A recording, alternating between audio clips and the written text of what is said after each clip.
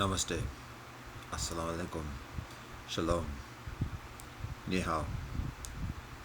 Buenos dias. Heseche. Akwaba. Velkommen. What up, though? This is the weekly Holy Scriptures recorded recitations. The date today is 124.9.2/72 full 6. The portion this week, it's a double portion, and this is the portion, the second portion of this week. Deuxième, número dos, portion for this week, and the yearly cycle, it is portion número 33, which is Bechukotai.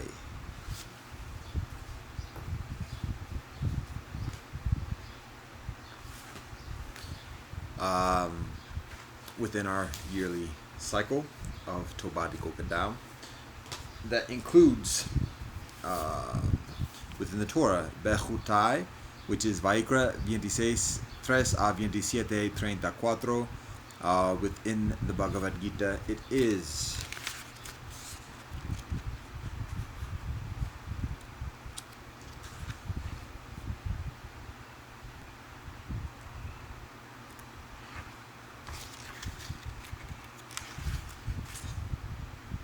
the Purushottama Yogahe. Numero 15. Within the Digha Nikaya, it is the Sakafanya Sutta, chapter 2. So it's actually, the sutta is 21, and it's chapter 2. So in the previous recitation recorded about an hour ago, I say Sutta 21 in the Digha Nikaya and chapter 2 of the sutta. Within the Gospels, it is Luke 21 a 22, and within the Quran, it is Surah Az-Zumar, which is 39, and within the Tao Te Ching, it is chapters 31 a 36.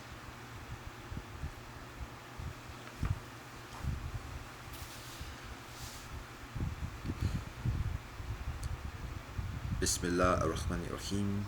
Allahu Akbar.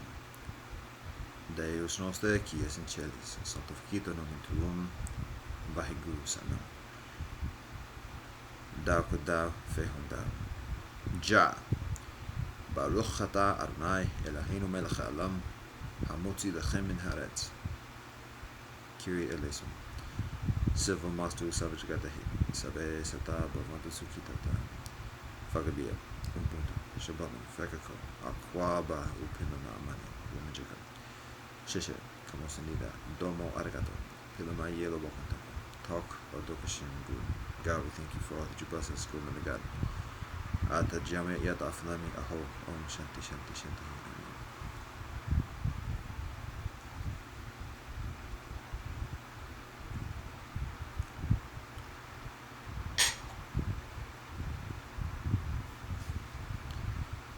Bismillah ar-Rahman ar-Rahim. Allahu Akbar. Deus nostre, qui es in celis, sanctificetur nomen tuum, Vaheguru Sanam.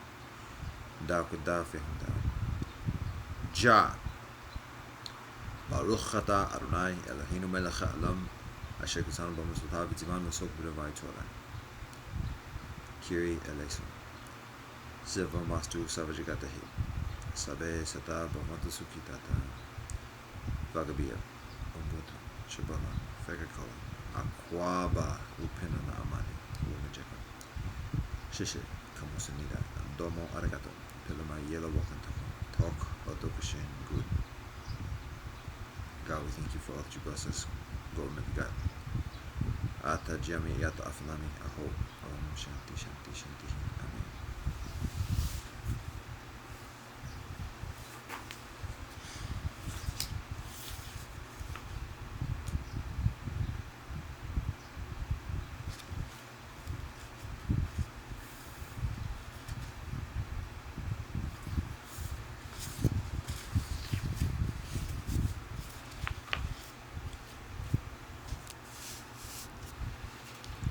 Torah Bechukotai, Vaikra 26, 3 a 27, 34.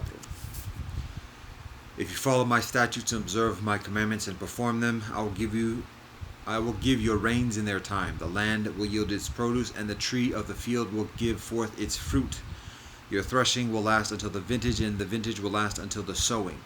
You will eat your food to satiety, and you will live in security in your land. And I will grant peace in the land, and you will lie down with no one to frighten you. I will remove wild beasts from the land, and no army will pass through your land. You will pursue your enemies, and they will fall by the sword before you. 5 of you will pursue 100, and 100 of you will pursue 10,000, and your enemies will fall by the sword before you. I will turn towards you, and I will make you fruitful and increase you, and I will set up my covenant with you. You will eat very old produce, and you will clear out the old from before the new. And I will place my dwelling in your midst, and my spirit will not reject you. I will walk amongst you and be your God, and you will be my people. I am the Lord your God, who took you out of the land of Egypt from being slaves to them, and I broke the pegs of I am the Lord your God, who took you out of the land of Egypt from being slaves to them, and I broke the pegs of your yoke, and I led you upright. But if you do not listen to me and do not perform all these commandments, and if you despise my statutes and reject my ordinances, not performing any of my commandments, thereby breaking my covenant, then I too will do the same to you. I will order upon you shock, consumption, fever, and diseases that cause hopeless longing and depression. You will sow your seed in vain, and your enemies will eat it. I will set my attention against you, and you will be smitten before your enemies. Your enemies will rule over you, and you will flee, but no one will be pursuing you. And if during these you will not listen to me, I will add another 7 punishments for your sins. I will break the pride of your strength and make your skies like iron and your land like copper. Your strength will be expended in vain. Your land will not yield its produce, neither will the tree of the earth give forth its fruit. And if you treat me as happenstance, and you do not wish to listen to me, I will add 7 punishments corresponding to your sins. I will incite the wild beasts of the field against you, and they will bereave you, utterly destroy your livestock and diminish you, and your roads will become desolate. And if through these you will still not be chastised to return to me, and if you continue to treat me happenstance, then I too will treat you as happenstance. I will again add 7 punishments for your sins.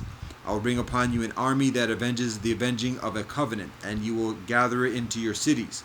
I will incite the plague in your midst, and you will be delivered into the enemy's hands. When I break for you the staff of bread, and 10 women will bake your bread in one oven, and they will bring back your bread by weight, and you will eat, yet not be satisfied.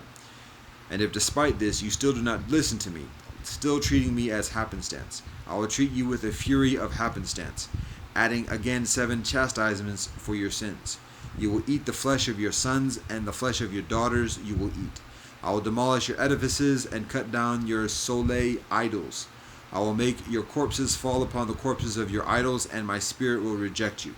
I will lay your cities waste and make your holy places desolate, and I will not partake of your pleasant fragrances. I will make the land desolate, so that it will become desolate also of your enemies who live in it.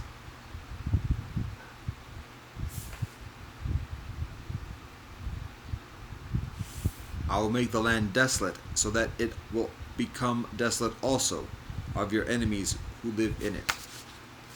And I will scatter you amongst the nations, and I will unsheathe the sword after you. Your land will be desolate, and your cities will be laid waste. Then the land will be appeased regarding its sabbaticals. During all the days that it remains desolate, whilst you are in the land of your enemies, the land will rest and thus appease its sabbaticals. It will rest during all the days that it remains desolate, whatever it had not rested on your sabbaticals when you lived upon it. And those of you who survive, I will bring fear in their hearts in the lands of their enemies, and the sound of a rustling leaf will pursue them. They will flee as one flees the sword, and they will fall, but there will be no pursuer. Each man will stumble over his brother, fleeing as if from the sword, but without a pursuer. You will not be able to stand up against your enemies. You will become lost amongst the nations, and the land of your enemies will consume you. And because of their iniquity, those of you who survive will not Those of you who survive will rot away in the lands of your enemies. Further, they will rot away because of the iniquities of their fathers are still within them. They will then confess their iniquity and the iniquity of their fathers, their betrayal that they dealt me, and that they also treated me as happenstance. Then I too will treat them as happenstance and bring them back whilst in the land of their enemies. If then their clogged heart becomes humbled, then their sufferings will gain appeasement for their iniquity.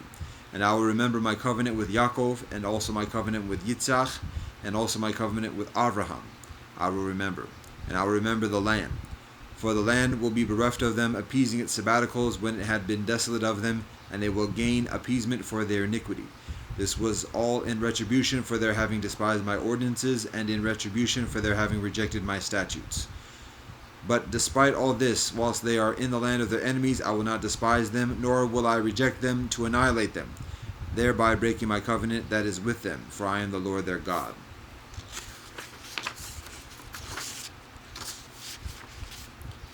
I will remember for them the covenant made with the ancestors, whom I took out from the land of Egypt before the eyes of the nations, to be a God to them. I am the Lord.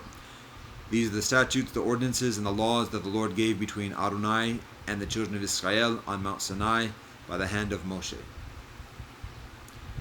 And the Lord spoke to Moshe, saying, Speak to the children of Israel, and say to them, when a man expresses a vow pledging the value of lives to the Lord, the fixed value of a male shall be as follows. From 20 years old until 60 years old, the value is 50 silver shekels, according to the holy shekel. And if she is a female, the value is 30 shekels. And if the person is from 5 years old until 20 years old, the value of a male shall be 20 shekels, whilst that of a female shall be 10 shekels. And if the person is from 1 month old until 5 years old, the value of a male shall be 5 silver shekels, whilst the value of a female shall be 3 silver shekels. And if the person is 60 years old and over, if it is a male, the value shall be 50 shekels, whilst for a female it shall be 10 shekels. But if he is too poor to pay the valuation amount, he shall stand him up before the Kohen, and the Kohen shall evaluate him according to how much the one who is vowing his value can afford. Now if an animal of whose type is fit to be brought as an offering to the Lord, whatever part of it the person donates to the Lord shall become holy.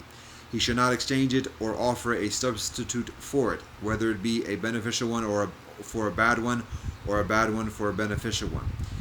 But if he does substitute one animal for another, both that one and its replacement shall be holy. And if it is any unclean animal of whose type shall not be brought as an offering to the Lord, then he shall stand up the animal before the Kohen. The Kohen shall then evaluate it, whether it is beneficial or bad, like the evaluation of the Kohen, so shall it be. But if he redeems it, he shall add its fifth to its value. And if a man consecrates his house to be holy to the Lord, the Kohen shall evaluate it, whether beneficial or bad. As the Kohen evaluates it, so shall it remain. But if the one who consecrated it redeems his house, he shall add to it a fifth of its valuation money, and it shall be his. And if a man consecrates some of the field of his inherited property to the Lord, the valuation shall be according to its sowing, an area which requires a chomer of barley seeds at 50 silver shekels. Now, if he consecrates his field from when the Yovel year has ended, it shall remain at its full valuation. But if he consecrates his field after the Yovel, the Kohen shall calculate the money for him, according to the remaining years until the next Yovel year, and it shall be deducted from the valuation. If the one who consecrated it redeems the field, he shall add to it a fifth of the valuation money, and it shall be his. But if he does not redeem the field, and he has sold the field to someone else, it may no longer be redeemed. But when the field leaves in the Yovel, it shall be holy to the Lord, like a field devoted. His inherited property shall belong to the Kohen. And if he consecrates to the Lord a field that he has acquired that is not part of his inherited property, the Kohen shall calculate for him the amount of the valuation until the Yovel year, and he shall give the valuation on that day holy to the Lord. In the Yovel year, the field shall return to the one from whom he bought it, namely the one whose inherited land it was. Every valuation shall be made according to the holy shekel, whereby 1 shekel is the equivalent of 20 gerahs. However, a firstborn animal that must be sacrificed as a firstborn to the Lord, no man may consecrate it, whether it be an ox or sheep, it belongs to the Lord. Now, if someone consecrates an unclean animal, he may redeem it by paying the valuation, and he shall add its fifth to it. And if it is not redeemed, it shall be sold for the valuation price. However, anything that a man devotes to the Lord from any of his property, whether a person, an animal, or part of his inherited field, shall not be sold, nor shall it be redeemed, for all devoted things are holy of holies to the Lord. Any devoting of a person who has been devoted need not be redeemed, for he is to be put to death. Any tithe of the land, whether it be from the seed of the land or the fruit of the tree, it is the Lord's, it is holy to the Lord. And if a man redeem some of his tithe, he shall add its fifth to it. Any tithe of cattle or flock, of all that pass under the rod, the tenth shall be holy to the Lord. He shall not inspect a tithe animal for a beneficial or a bad one, nor shall he offer a substitute for it. And if he does replace it, then both that one and its replacement are holy, it cannot be redeemed. These are the commandments that the Lord commanded Moshe to tell the children of Israel on Mount Sinai.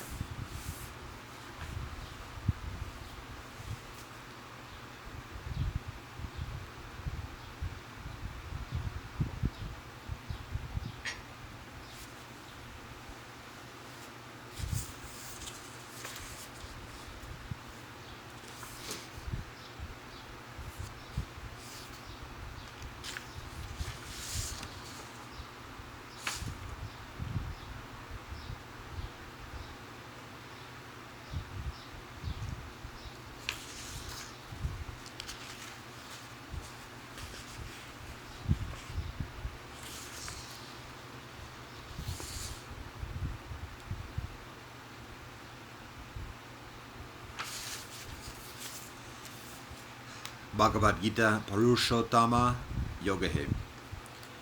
Numero 15. Sri Krishna said, "They speak of an imperishable Ashvata tree, with its root above and its branches below. Its leaves are the Vedas, and he who knows it knows the Vedas. Above and below spread its branches, nourished by the gunas. Sense objects are its buds, and its clustering roots spread downwards in the world of men, giving rise to action. Its true form is not comprehended here, nor its end, nor its origin, nor even its existence. Having cut down this firm-rooted Ashvata with the strong axe of detachment, one should pray, I take refuge in that primal being from whom has streamed forth this eternal activity, and seek that goal from which they who have reached it never return. Free from pride and delusion, having conquered the evil of attachment, ever devoted to the Supreme Self, with desires completely stilled, liberated from the pairs of opposites known as pleasure and pain, the undiluted reach that immutable goal. It, the soleil, illumines not, nor the moon, nor fire. It is my supreme abode, and they who reach it never return. An eternal portion of myself, having become a living soul in a world of living beings, draws to itself the five senses, with the mind for the sixth, which abide in Prakriti. When the living spirit acquires a body, and when the living spirit leaves it, the living spirit takes these with the living spirit, and goes on the living spirit's way, as the wind carries away the scents from their places. Presiding over the ear and the eye, the organs of touch, taste, and smell, and also over the mind, the living spirit experiences sense objects. The deluded do not perceive the living spirit when the living spirit departs from the body or dwells in it, when the living spirit experiences objects or is united with the gunas, but they who have the eye of wisdom perceive the living spirit. Those who strive armed with yoga behold the living spirit dwelling within themselves, but the undisciplined and the thoughtless do not perceive the living spirit, though they strive. The light that is in the soleil and illumines the whole universe, the light that is in the moon and is likewise in fire, know that light to be mine. Entering the earth, I sustain all beings by my energy, and becoming the sacred moon, I nourish all herbs. As the fire of Ashvanara, I enter into the bodies of all living creatures, and mingling with the upwards and downwards breath, I digest the four kinds of food. And I am seated in the hearts of all. From me are memory and knowledge, and their loss as well. It is I alone who am to be known through all the Vedas. I am indeed the author of Vedanta and the knower of the Vedas. There are two beings in the world, the perishable and the imperishable. The perishable comprises all creatures, and the imperishable is said to be the unchanging. But there is another being, the highest, called the Supreme Self, who, as the immutable, pervades and sustains the three worlds. As I surpass the perishable, and as I am higher even than the imperishable, I am extolled in the world and in the Vedas as the Supreme Self. He who undiluted knows me thus as the Supreme Self. He knows all, O Bharata, and he worships me with all his heart. Thus, O Sinless One, has this most profound teaching been imparted by me. By knowing it, a man becomes wise, O Bharata, and fulfills all his duties.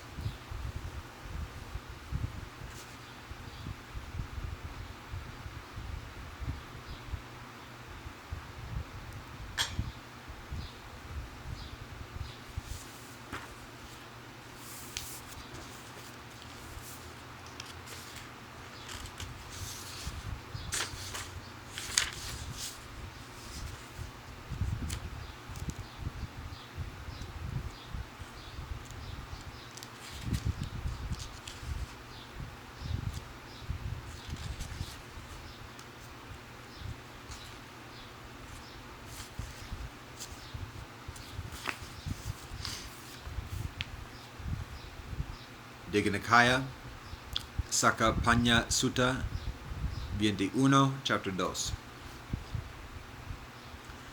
Thus invited, Saka, the ruler of the celestial beings, asked this first question of the Exalted One. By what fetters, sir, are they bound? Celestial beings, men, asuras, nagas, gandhabas, and whatever other great classes of beings there be, and that they, wishing thus, would that without hatred, injury, enmity, or malignity, we might live in amity, do nevertheless live in enmity, hating, injuring, hostile, malign. Such was the fashion of Saka's first question to the Exalted One. To him the Exalted One so asked made answer. By the fetters of envy and selfishness, ruler of celestial beings, are they bound. Celestial beings, men, asuras, nagas, gandhabas, and whatever other great classes of beings there be, and that they, wishing thus, would that without hatred, injury, enmity, or malignity, we might live in amity, do nevertheless live in enmity, hating, injuring, hostile, malign. Such was the fashion of the Exalted One's answer to Saka's question.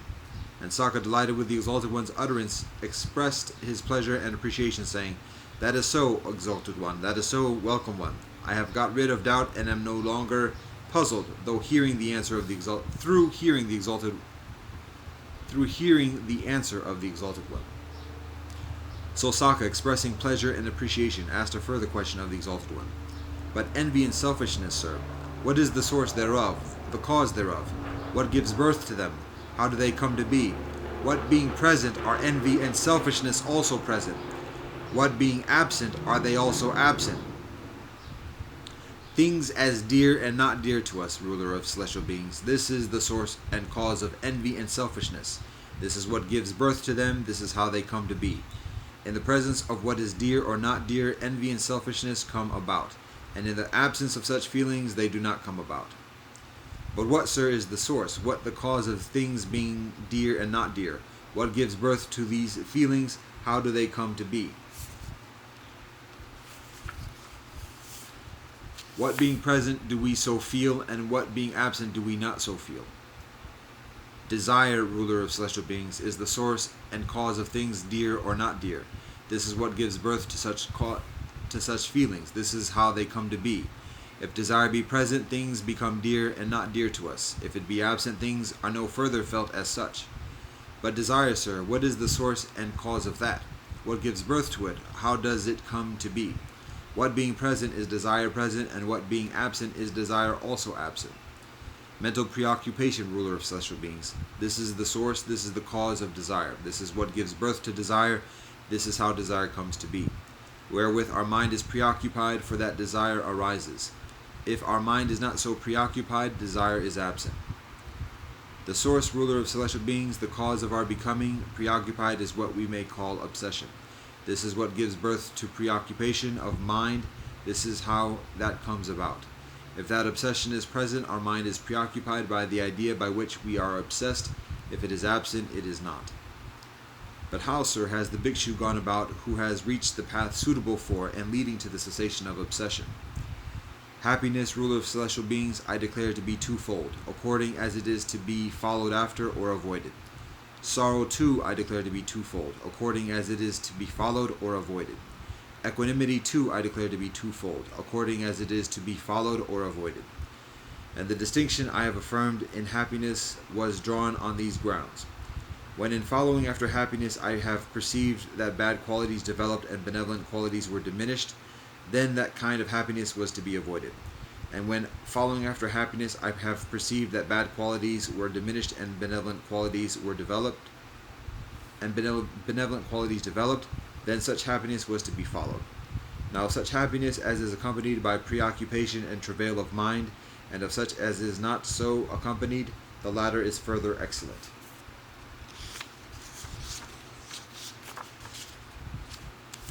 Thus, ruler of celestial beings, when I declare happiness to be twofold, according as it is to be followed after or avoided, I say so for that reason. Again, ruler of celestial beings, when I declare sorrow to be twofold, according as it is to be followed after or avoided, for what reason do I say so? When in following after sorrow I have perceived that bad qualities developed and benevolent qualities were diminished, then that kind of sorrow was to be avoided. And when following after sorrow I have perceived that bad qualities were diminished and benevolent qualities were developed, then such sorrow was to be followed after. Now of such sorrow as is accompanied by preoccupation and travail of mind, and of such as is not so accompanied, the latter is the further excellent. Thus, ruler of celestial beings, when I declare sorrow to be twofold, according as it is to be followed after and or avoided, I say so for that reason. Again, ruler of celestial beings, when I declare equanimity to be twofold, according as it is to be followed after or avoided, for what reasons do I say so?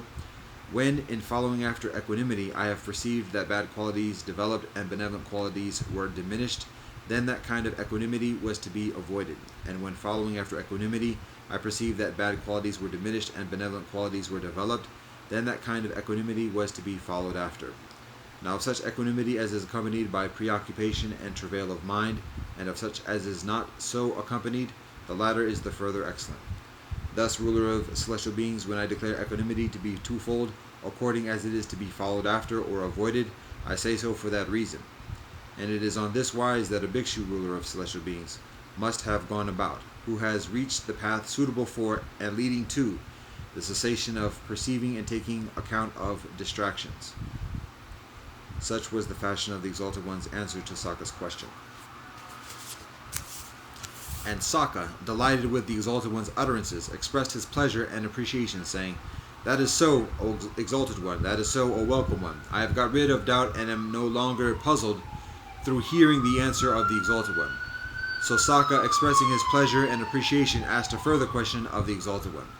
But how, sir, has the bhikshu gone about who has acquired the self-restraint enjoined by the Patimokkha? I say, ruler of celestial beings, that behavior in act and in speech, as well as those things we seek after, are twofold, according as they are to be followed or according as they are to be followed after or avoided. And for what reason do I say so? When in following some mode of behavior in act or speech, or in pursuing some quest, I have perceived that bad qualities developed and benevolent qualities diminished, then such behavior or such pursuits were to be avoided. And when again I perceived as the consequence of some or other mode of behavior in act or speech, or of some other pursuit, that bad qualities were diminished and benevolent qualities were developed, then that behavior or that pursuit was to be followed after. Thus, when I, ruler of celestial beings, declare that behavior in act, behavior in speech, and the things we seek after are twofold, I say so for those reasons. And it is on this wise, ruler of celestial beings, that a bhikshu must have gone about to have acquired the self-restraint enjoined by the Patimokkha.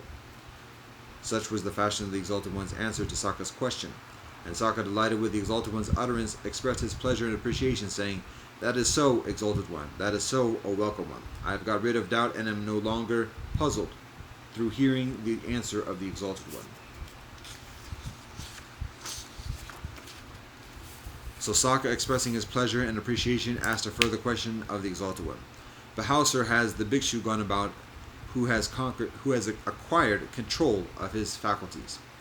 I say, ruler of celestial beings, that the objects of the senses, visible, audible, odorous, sapid, tangible, and mental objects, are twofold according as they are to be followed after or avoided. Then said Sokka to the Exalted One, I, sir, understand the details of that which you have told me in outline. Those sense objects which are not to be followed are such as cause bad qualities to develop and benevolent qualities to diminish. And those sense objects which have the opposite effect are to be followed after. And because I can thus understand in detail the meaning of that which the Exalted One has told me in outline, I have got rid of doubt and am no longer puzzled, now that I have heard the Exalted One's answer to my question. So Sokka, expressing his pleasure and appreciation, asked a further question of the Exalted One. Are all recluses and Brahmins, sir, wholly of one creed, one practice, one persuasion, one aim? No, ruler of celestial beings, they are not. But why, sir, are they not? Are all recluses and Brahmins, sir, perfectly proficient, perfectly saved, living perfectly the best life? Have they attained the right ideal? No, ruler of celestial beings, they are not all so. Why, sir, are they not all so?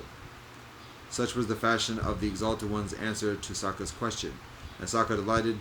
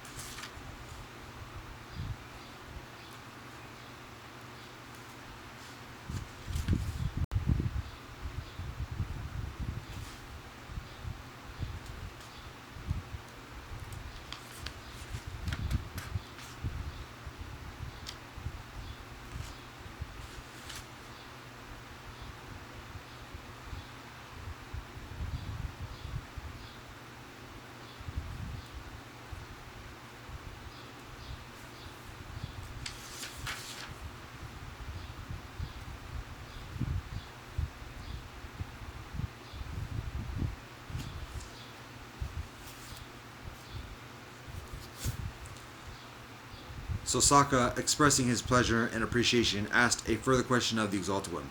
Are all recluses and Brahmins, sir, wholly of one creed, one practice, one persuasion, one aim? No, ruler of celestial beings, they are not. But why, sir, are they not?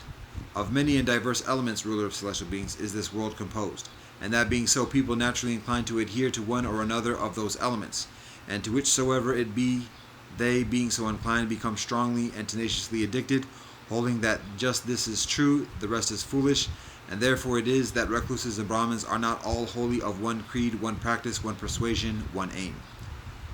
Are all recluses and Brahmins, sir, perfectly proficient, perfectly saved, living perfectly the best life?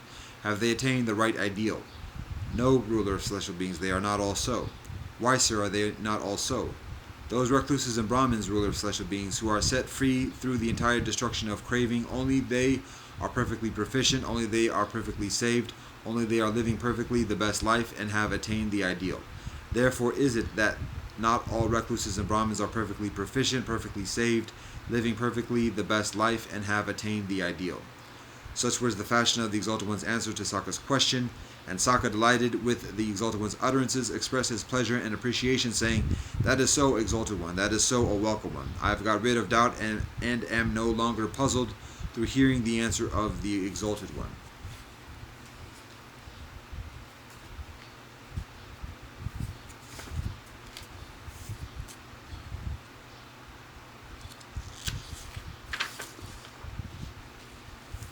So Sokka, expressing his pleasure at and appreciation of the Exalted One's utterance, spoke thus. Passion, master, is disease, passion is a cancer, passion is a dart, passion drags a man about by one rebirth and then another, so that he finds himself now up above, now down below. Whereas other recluses and Brahmins not of your followers, master, gave me no opportunity to ask these questions, the Exalted One has answered for me, instructing me at length, so that the dart of doubt and perplexity has, by the Exalted One, been extracted.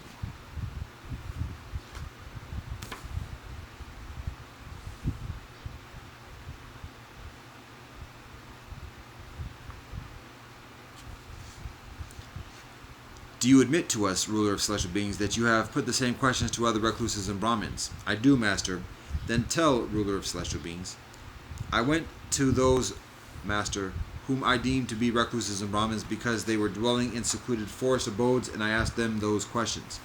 Being asked, they did not withdraw themselves, but put a counter question to me. Who is the venerable one? I replied, I, sir, am Saka, ruler of celestial beings. They asked me further, what business has brought the venerable ruler of celestial beings to this place? Whereupon I taught them the Dharma as I had heard and learned it. And they with only so much were well pleased, saying, we have seen Saka, ruler of celestial beings, and he has answered that which we asked of him. And actually, instead of me becoming their disciple, they became mine. But I, master, am a disciple of the Exalted One, a stream winner, who cannot be reborn in any state of woe, and who has the assurance of attaining to enlightenment. Do you admit to us, ruler of celestial beings, that you have ever before experienced such satisfaction and such happiness as you now feel? Yes, master, I do admit it. And what do you admit, ruler of celestial beings, with regard to that previous occasion? In former times, master, war had broken out between celestial beings and Asuras. Now in that fight the celestial beings won and the Asuras were defeated. Then, when the battle was over, to me the conqueror the thought occurred. The celestial beings will henceforth enjoy not only celestial nectar, but also Ashura nectar. But, master, the experiencing satisfaction and happiness such as this, which was wrought by blows and by wounds, does not conduce to detachment, nor to disinterestedness, nor to cessation, nor to peace, nor to the higher spiritual knowledge, nor to enlightenment, nor to nibbana. But this satisfaction, master, this happiness that I have experienced in hearing the Dhamma of the Exalted One, this which is not wrought by blows and by wounds, does not conduce to detachment, to disinterestedness, to cessation, to peace, to spiritual knowledge, to enlightenment, to nibbana.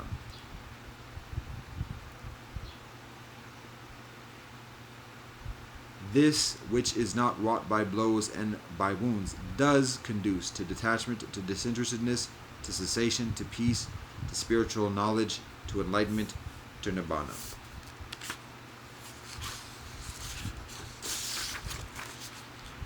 What are the things present to your mind, ruler of celestial beings, when you confess to experiencing such satisfaction and such happiness? 6 are the things present to my mind, master, that I feel such satisfaction and happiness. I, who merely as a celestial being exist, have by my acts incurred the destiny to live again once further.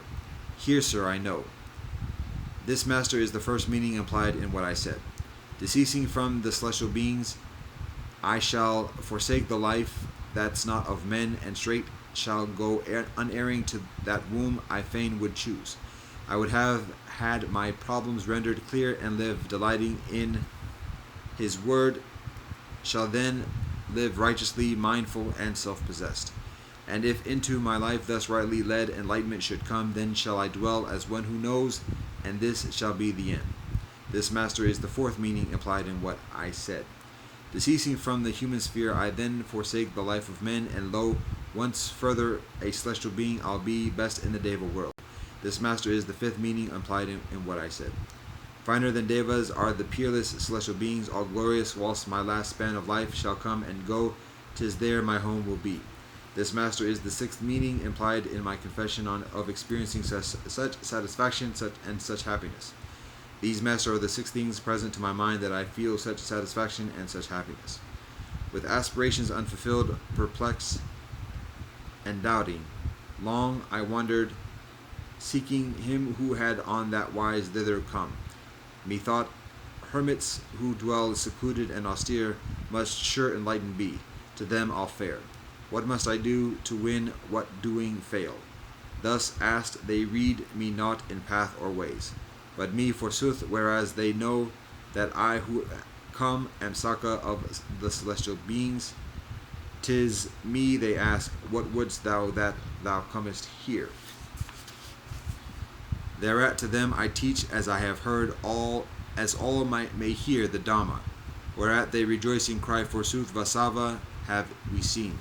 But since I have seen the Buddha, seen my doubts dispelled, now would I all my fears allay on him, the enlightened one, adoring wait. Him do I honor, who hath drawn the dart of craving, him the Buddha, peerless master. Hail, mighty hero, hail, kin to the Soleil, even as by celestial beings is Brahma reverenced. Lo, even thus do today we honor thee. Thou art the enlightened one. Teacher supreme art thou, nor in the world with all its heavens of celestial beings is any found like unto thee. Then spake Saka, ruler of celestial beings, to Five Crest the Gandhabas, Great has been your help to me, dear Five Crest, in that you first placated the Exalted One.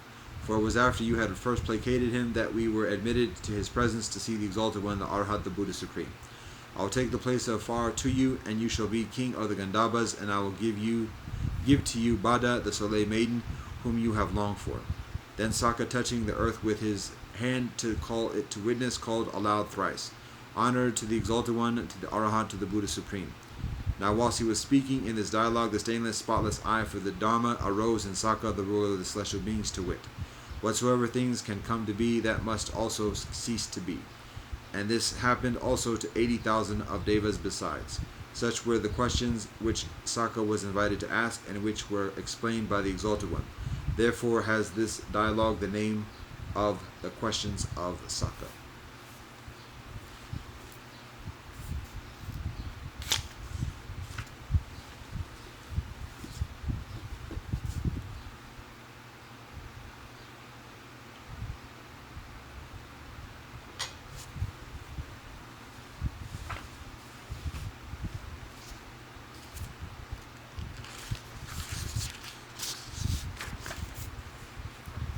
Gospels, Luke 21 a 22.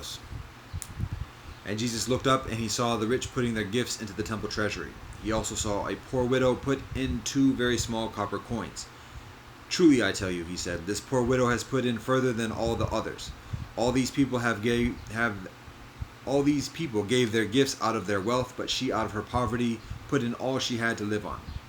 Some of his disciples were remarking about how the temple was adorned with beautiful stones and with gifts dedicated to God. But Jesus said, As for what you see here, the time will come when not one stone will be left on another.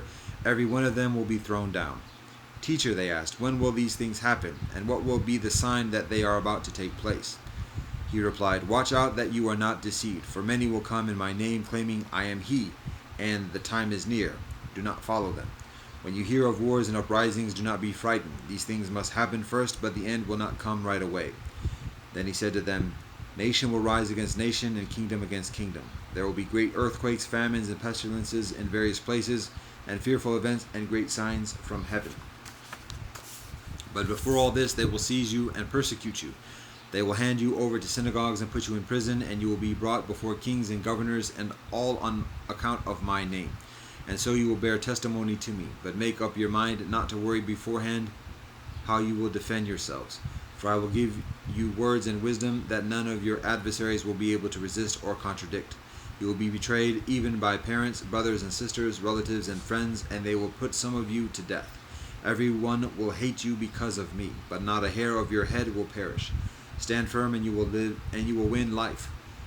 When you see Jerusalem being surrounded by armies, you will know that its desolation is near. Then let those who are in Judea flee to the mountains, let those in the cities get out, and let those in the country not enter the city. For this is the time of punishment and fulfillment of all that has been written. How dreadful it will be in those days for pregnant women and nursing moors. There will be great distress in the land and wrath against this people. They will fall by the sword and will be taken as prisoners to all the nations. Jerusalem will be trampled on by the Gentiles until the time of the Gentiles are fulfilled.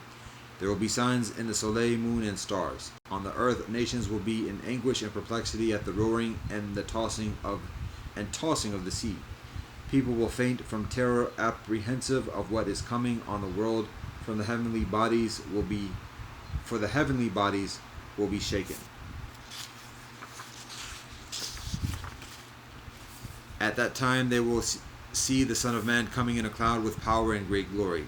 When these things begin to take place, stand up and lift up your heads, because your redemption is drawing near.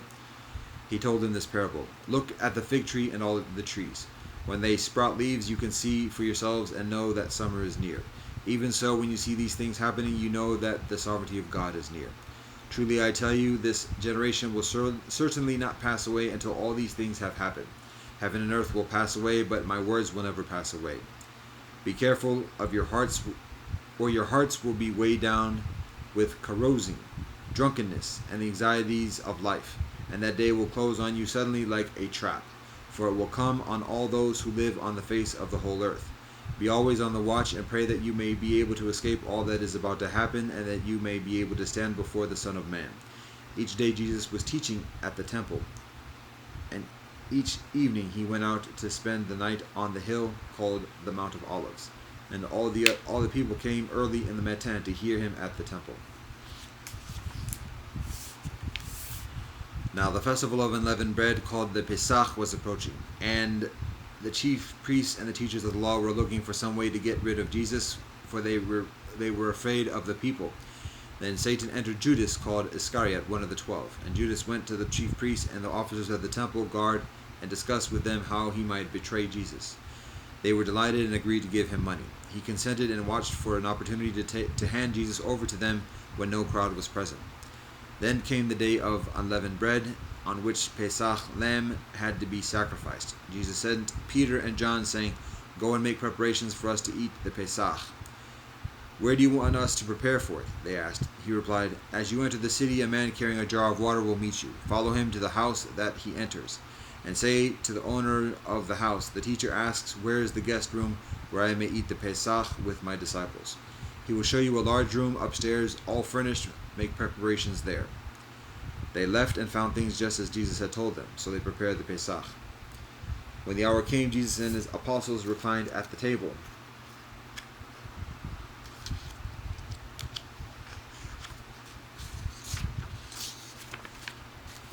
And he said to them, "I have eagerly desired to eat this Pesach with you before I suffer. For I tell you, I will not eat it again until it finds fulfillment in the sovereignty of God." After taking the cup, he gave thanks and said, "Take this and divide it amongst you. For I tell you, I will not drink again from the fruit of the vine until the sovereignty of God comes."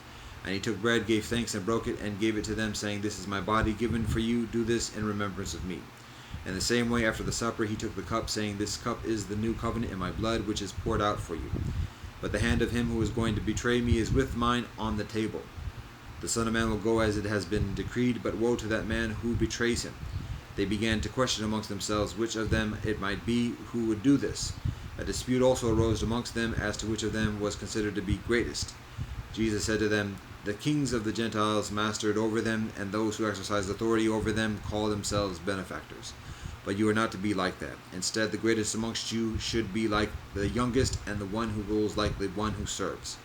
For who is greater, the one who is at the table or the one who serves? Is it not the one who is at the table? But I am amongst you as one who serves. You are those who have stood by me in my trials, and I confer on you a kingdom just as my Creator conferred one on me, so that you may eat and drink at my table in my kingdom and sit on thrones, judging the 12 tribes of Israel.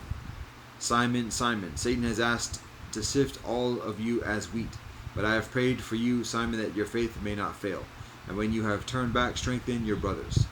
But he replied, "Master, I am ready to go with you to prison and to death." Jesus answered, "I tell you, Peter, before the rooster crows today, you will deny me 3 times that you know me." Then Jesus asked them, When I sent you with purse, bag, or sandals, when I sent you without purse, bag, or sandals, did you lack anything?" "Nothing," they answered. He said to them, "But now if you have a purse, take it, and also a bag, and if you don't have a sword, sell your cloak and buy one.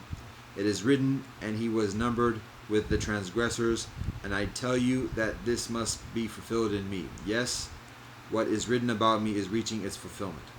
The disciple said, "See, Master, here are 2 swords. "That's enough," he replied.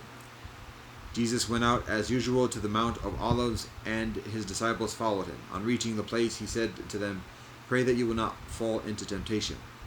He withdrew about a stone's throw beyond them, knelt down, and prayed.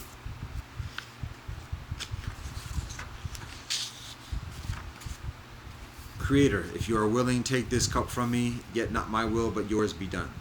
An angel from heaven appeared to him and strengthened him. And being in anguish, he prayed further earnestly, and his sweat was like drops of blood falling to the ground. When he rose from prayer and went back to the disciples, he found them asleep, exhausted from sorrow. "Why are you sleeping?" he asked them. "Get up and pray so that you will not fall into temptation." Whilst he was still speaking, a crowd came up, and the man who was called Judas, one of the 12, was leading them.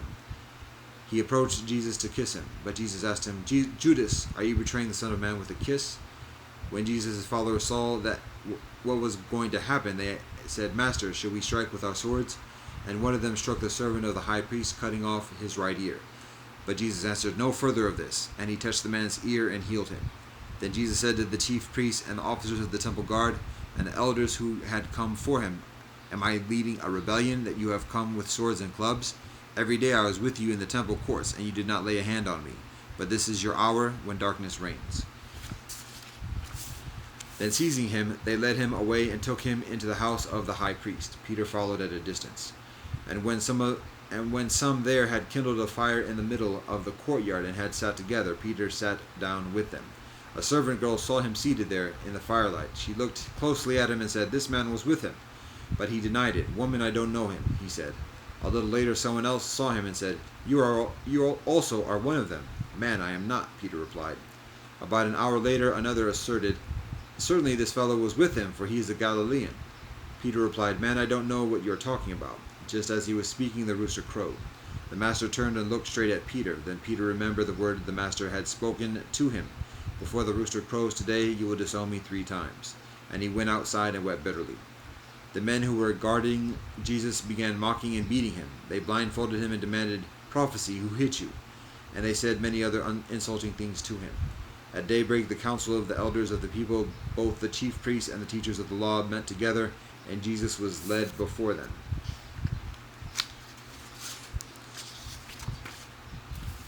If you are the Messiah, they said, Tell us. Jesus answered, If I tell you, you will not believe me. And if I asked you, you would not answer. But from now on, the Son of Man will be seated at the right hand of the mighty God. They all asked, Are you then the Son of God? He replied, You say that I am. Then they said, Why do we need any further testimony? We have heard it from his own lips.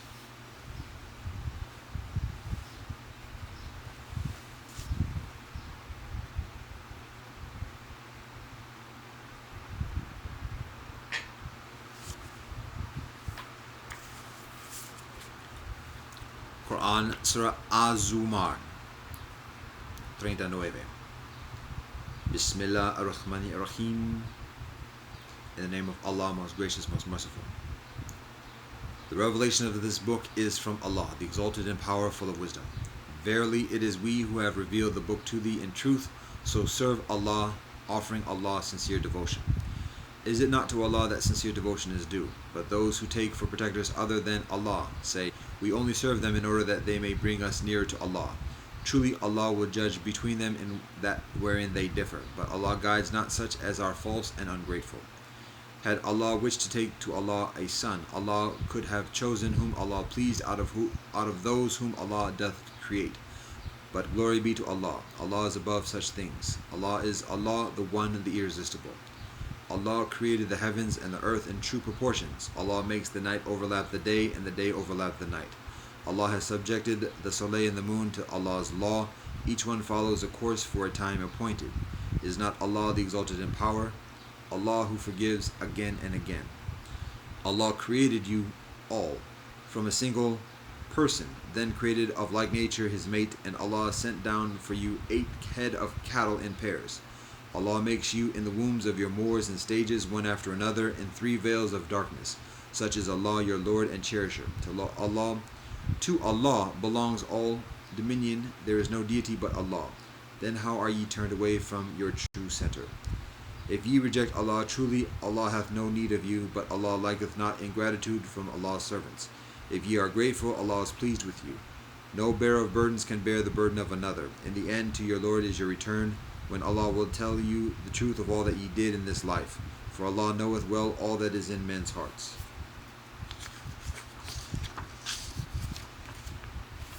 When some trouble toucheth man, he crieth unto his Lord, turning to Allah in repentance. But when Allah bestoweth a favor upon him as from Allah, man doth forget what he cried and prayed for before, and he doth set up rivals unto Allah, thus misleading others from Allah's path. Say, enjoy thy blasphemy for a little while. Verily thou art one of the companions of the fire. Is one who worships devoutly during the hour of the night, prostrating himself or standing in adoration, who takes heed of the hereafter, and who places his hope in the mercy of his Lord, like one who does not Say, are those equal, those who know and those who do not know? It is those who are endued with understanding that receive admonition. Say, O ye my servants who believe, fear your Lord. Benevolence is the reward for those who do benevolence in this world. Spacious is Allah's earth. Those who patiently persevere will truly receive a reward without measure. Say, verily, I am commanded to serve Allah with sincere devotion, and I am commanded to be the first of those who bow to Allah in Islam. Say, I would, if I disobeyed my Lord, indeed have fear of the penalty of a mighty day. Say, it is Allah I serve with my sincere and exclusive devotion. Serve ye what ye will besides Allah. Say, truly, those in loss are those who lose their own souls and their people on the day of judgment. That is indeed the true and evident loss. They shall have layers of fire above them and layers of fire below them. With this doth Allah warn of Allah's servants. O my servants, then fear ye me. Those who eschew evil and fall not into worship and turn to Allah in repentance, and for them is benevolent news. So announce, for those who eschew evil and fall not into its worship, and turn to Allah in repentance, for them is benevolent news. So announce the benevolent news to my servants. Those who listen to the word and follow the best meaning in it, those are the ones whom Allah has guided, and those are the ones endued with understanding. Is then one against whom the decree of punishment is justly due equal to one who eschews evil? Wouldst thou then deliver one who is in the fire? But it is for those who fear their Lord that lofty mansions one above another have been built. Beneath them flow rivers of delight, such as the promise of Allah. Never doth Allah fail in Allah's promise. Seest thou not that Allah sends down rain from the sky and leads it through its springs in the earth? Then Allah causes to grow therewith produce of various colors. Then it withers. Thou wilt see it grow yellow. Then Allah makes it dry up and crumble away. Truly in this is a message of remembrance to men of understanding. Is one whose heart Allah has opened to Islam, so that he has received enlightenment from Allah, no better than one hard-hearted? Woe to those whose hearts are hardened against celebrating the praises of Allah. They are manifestly wandering in error. Allah has revealed from time to time the most beautiful message in the form of a book, consistent with itself, yet repeating its teaching in various aspects. The skins of those who fear their Lord tremble thereat. Then their skins and their hearts do so often. The skins of those who fear their Lord tremble thereat.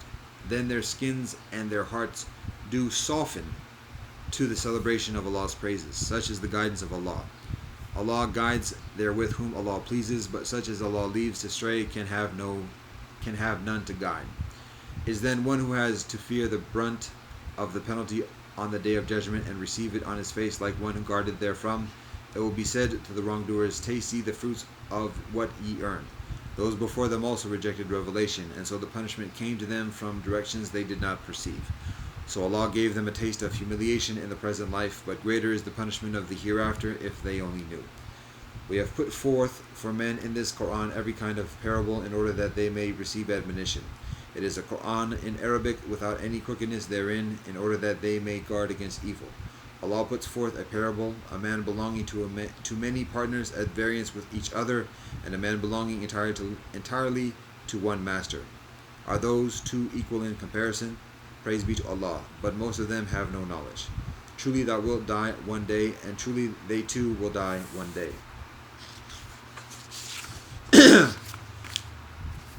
In the end will ye all, on the day of judgment, settle your disputes in the presence of your Lord. Who then doth further wrong than one who utters a lie concerning Allah, and rejects the truth when it comes to him? Is there not in hell an abode for blasphemers? And he who brings the truth, and he who confirms and supports it, such are the men who do right. They shall have all that they wish for in the presence of their Lord. Such is the reward of those who do benevolence. So that Allah will turn off from them even the worst in their deeds, and give them their reward according to the best of what they have done. Is not Allah enough for his servant? Is not Allah enough for Allah's servant? But they try to frighten thee with other deities besides Allah. For such as Allah leaves to stray, there can be no guide. And such as Allah doth guide, there can be none to lead astray.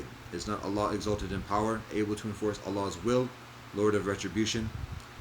If indeed thou ask them who it is that created the heavens and the earth, they would be sure to say Allah. Say, see ye then the things that ye invoke besides Allah. Can they, if Allah wills some penalty for me, remove Allah's penalty?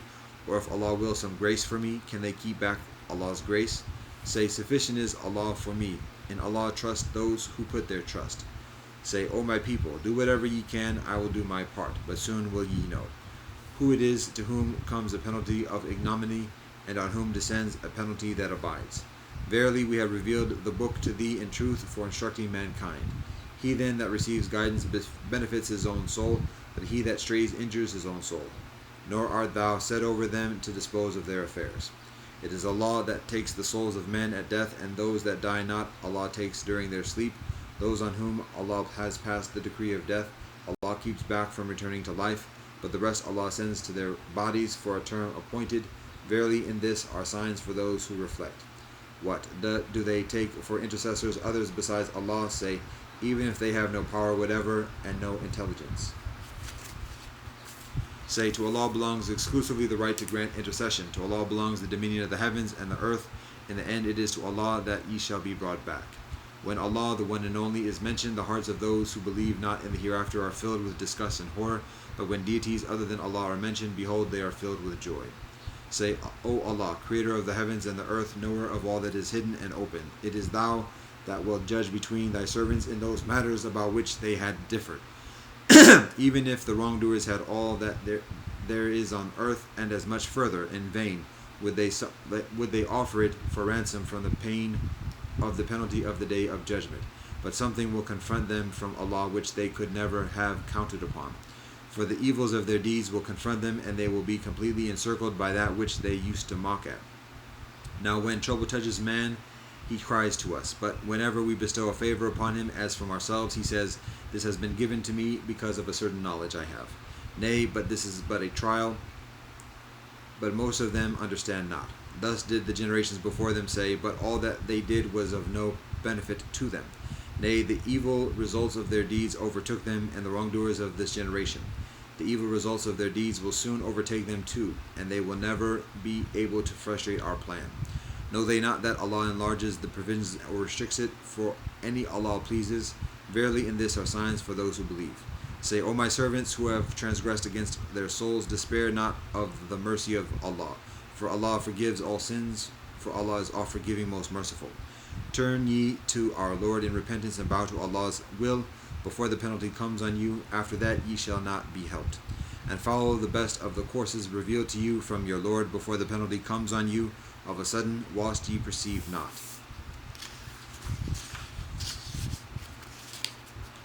Lest the soul should then say, Ah, woe is me, in that I neglected my duty towards Allah and was but amongst those who mocked. Or lest it should say, if only Allah had guided me, I should certainly have been amongst the righteous. Or lest it should say, when it actually sees the penalty, if only I had another chance, I would certainly be amongst those who do benevolence. The reply will be, Nay, but there came to thee my signs, and thou didst reject them. Thou wast haughty, and became one of those who reject faith. On the day of judgment wilt thou see those who told lies against Allah. Their faces will be turned black. Is there not in hell an abode for the haughty? But Allah will deliver the righteous to their place of salvation. No evil shall touch them, nor shall they grieve. Allah is the creator of all things, and Allah is the guardian and disposer of all affairs. To Allah belong the keys of the heavens and the earth, and those who reject the signs of Allah, it is they who will be in loss.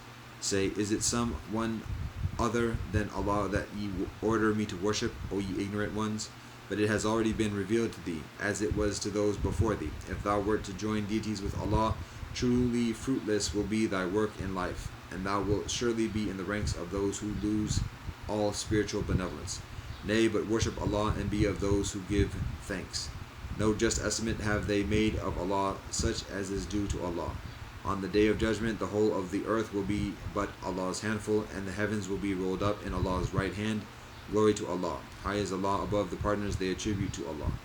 The trumpet will just be sounded when all that are in the heavens and on earth will swoon, except such as it will please Allah to exempt. Then will a second one be sounded, when behold they will be standing and looking on. And the earth will shine with the glory of its Lord. The record of deeds will be placed open, the prophets and the witnesses will be brought forward, and a just decision pronounced between them, and they will not be wronged in the least. And to every soul will be paid in full the fruit of its deeds, and Allah knoweth best all that ye do. The unbelievers will be led to hell in crowd until when they arrive there its gates will be opened, and its keepers will say, "Did not apostles come to you from amongst yourselves, rehearsing to you the signs of your Lord, and warning you of the meeting of this day of yours?" The answer will be true, but the decree of punishment has been proved true against the unbelievers. To them will be said, "Enter ye the gates of hell to dwell therein, and evil is this abode of the arrogant." And those who fear their Lord will be led to the garden in crowds until, behold, they arrive there. Its gates will be opened, and its keepers will say, "Salam be upon you. Well have ye done. Enter ye here to dwell therein." They will say, "Praise be to Allah, who has truly fulfilled Allah's promise to us and has given us this land in heritage. We can dwell in the garden as we will. How excellent a reward for those who work righteousness." And thou will see the angels surrounding the throne divine on all sides, singing glory and praise to their Lord. The decision between them at judgment will be in perfect justice, and the cry on all sides will be, "Praise be to Allah, the Lord of the worlds."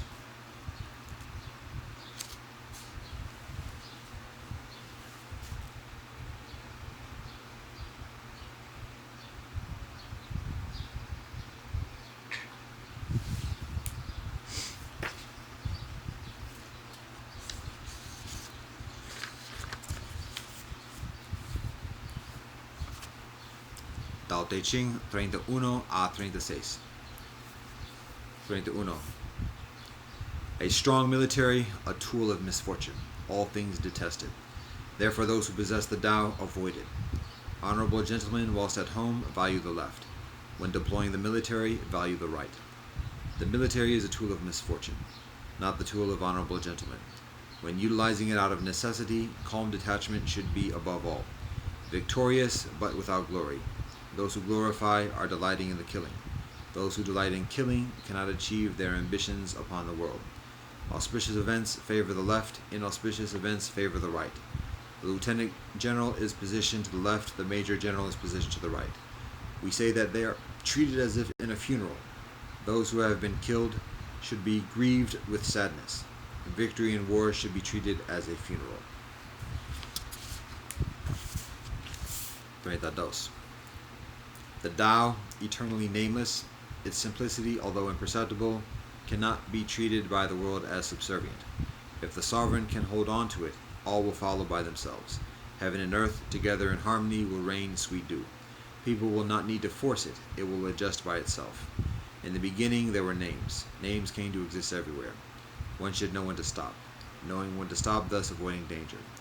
The existence of the Tao in the world is like streams in the valley into rivers and the ocean.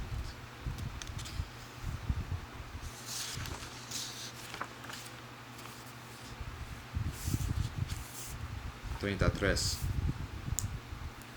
Those who understand others are intelligent. Those who understand themselves are enlightened. Those who overcome others have strength.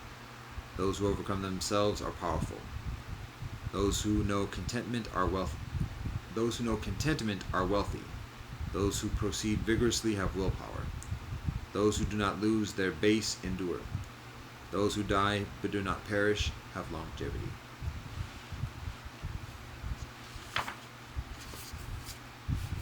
34. The great Tao is like a flood. It can flow to the left or to the right. The myriad things depend on it for life, but it never stops. It achieves its work, but does not take credit. It clothes and feeds myriad things, but does not rule over them. Ever desiring nothing, it can be named insignificant. Myriad things return to it, but it does not rule over them. It can be named great. Even in the end, it does not regard itself as great. That is how it can achieve its greatness.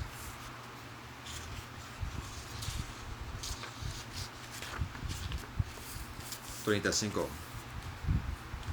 Hold the great image. All under heaven will come. They come without harm, in harmonious peace. Music and food, passing travelers stop. The Tao that is spoken out of the mouth is bland and without flavor. Look at it, it cannot be seen. Listen to it, it cannot be heard. Utilize it, it cannot be exhausted. 36. If one wishes to shrink it, one must first expand it. If one wishes to weaken it, one must first strengthen it. If one wishes to discard it, one must first promote it. If one wishes to seize it, one must first give it. This is called subtle clarity. The soft and weak overcomes the tough and strong. Fish cannot leave the depths. The sharp instruments of the state cannot be shown to the people.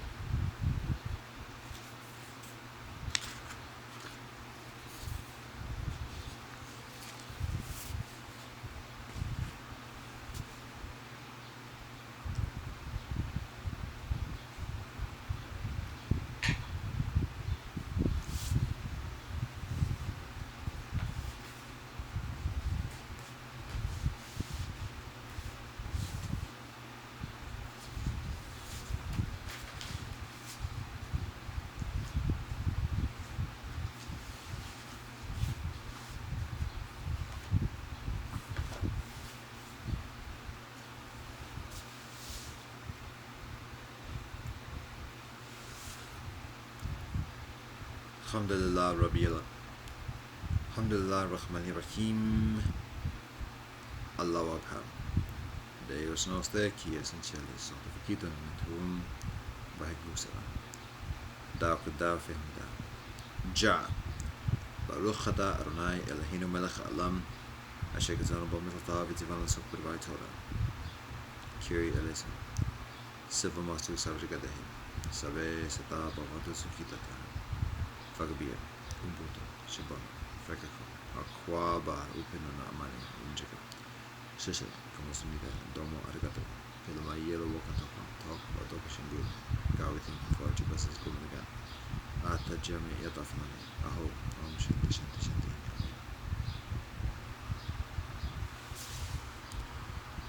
Alhamdulillah Rahmanir Rahim. Allahu Akbar.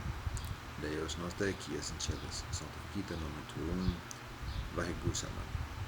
Da fehmda. Ja. Baruch ata Adonai Eloheinu melech haolam hamotzi lachem min haaretz. Kyrie eleison. Silva masu savrigadehim. Sabe seta bavatu sukitata. Fagabia. Ubuntu. Shabbat. Frekako. Akwaba. Upinana amani. Unjika. Sheshet. Como sumida. Domo arigato. Pelama yelo wakatapa. Talk about Doka Shingu. God, we thank you for your blessings. Come again. Ata Jami Yatafmani. Aho. Om Shanti Shanti Shanti.